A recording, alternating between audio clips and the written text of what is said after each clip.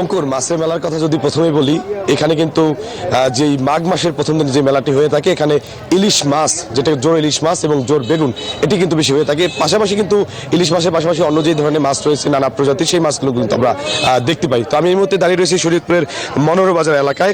হিন্দু ধর্মাবলম্বীদের একটি প্রথা রয়েছে, যেখানে মূলত দুর্গাপূজার পরে ইলিশ মাছ খাওয়াটা বন্ধ করে দেয় এবং মাঘ মাসের শুরুতে এই জোর ইলিশ মাছ বাসায় নিয়ে গিয়ে রান্না করে পুনরায় খাওয়া কিন্তু শুরু করে।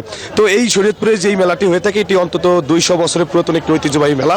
এখানে কিন্তু ভোর হতেই এই মেলাটি শুরু হয়ে যায় এবং কি ভোর থেকে শুরু হয়ে বেলা 11টা পর্যন্ত এই মেলাটি এখানে হয়ে থাকে। এখানে নানা ধরনের মাছ পাওয়া যায়, তবে এর মধ্যে প্রধান আকর্ষণ হচ্ছে ইলিশ মাছ। এখানে যারা হিন্দু ধর্মাবলম্বীরা রয়েছে, পাশাপাশি মুসলিম ধর্মাবলম্বীরা আছে, তারা কিন্তু এই মেলায় আসেন।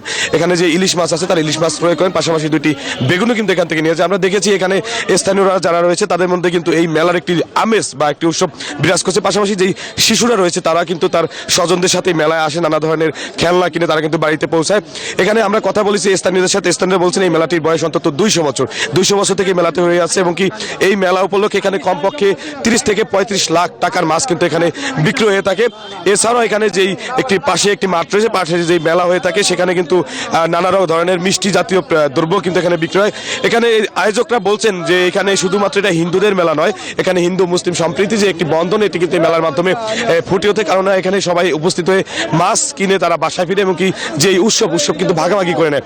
আমরা এখানে আয়োজকদের সাথে কথা বলে এটাও জানতে পেরেছি যে এই মেলাটি যেহেতু পূর্বে থেকে হয়ে আছে, তারা বাপদাদার আমল থেকে হয়েছে এবং আগামীতে তারা ধারাবাহিকভাবে কিন্তু এই মেলাটি পরিচালনা করার কথা তারা জানিয়েছেন।